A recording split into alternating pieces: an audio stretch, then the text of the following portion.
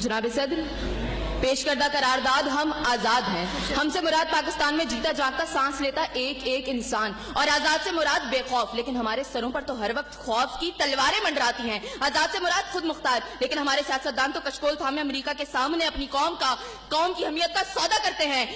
आजाद से मुराद किसी के ताबे ना होना, लेकिन हम तो आज भी उन्हीं जागीरदारों, उन्हीं वडेरों, उन्हीं लुटेरों, उन्हीं जाबिर, उन्हीं जालिम, उन्हीं बेहिस और बेबस हुक्मरानों के ताबे हैं।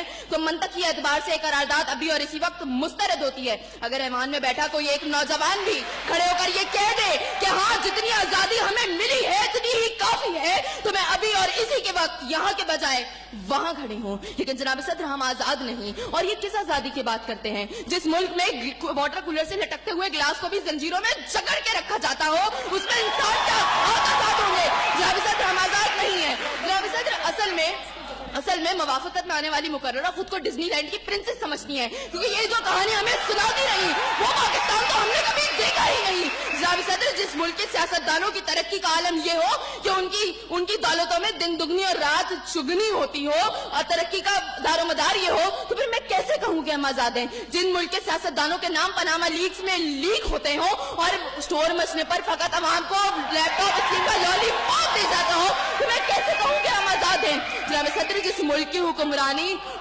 और हुकूमत का ढांचा तक बैनुल अक़वामी इस्तेमार ने बनाया हो, तो फिर मैं कैसे कहूँ कि हम आजाद हैं? जिस मुल्क का अदलिया का सिस्टम तक किसी और का लिया हुआ हो, तो मैं कैसे कहूँ कि हम आजाद हैं? जनाब सदर, और जिस आजादी की ये बात कर रही थी, जिन हरी झंडियों की ये बात ये कर रही थी, जब कल यही झंडियां हमारी पैरों के तले रोती जाएंगी और कोई उनको उठाने वाला ना होगा, तो फिर मैं इनसे पूछूंगी कि अरे कौन सी आजादी?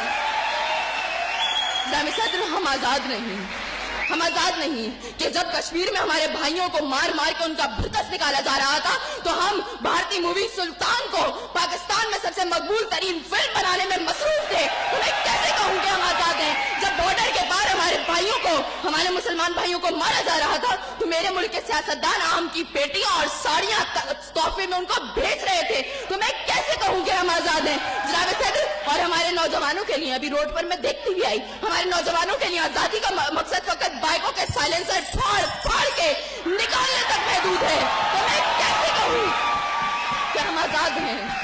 और जनाब सदर, जिस आजादी की ये बात करती है, शायद वो फकत सिर्फ दहशतगर्दों को हासिल है, क्योंकि अब उनका जब जहां जिसको दिल चाहता है मार देते हैं, और बड़ी आजादी से आकर मीडिया पर कहते हैं हाँ जिम्मेदारी कबूल। तो जवाब में हमारे सियासतदान फकत मुजम्मत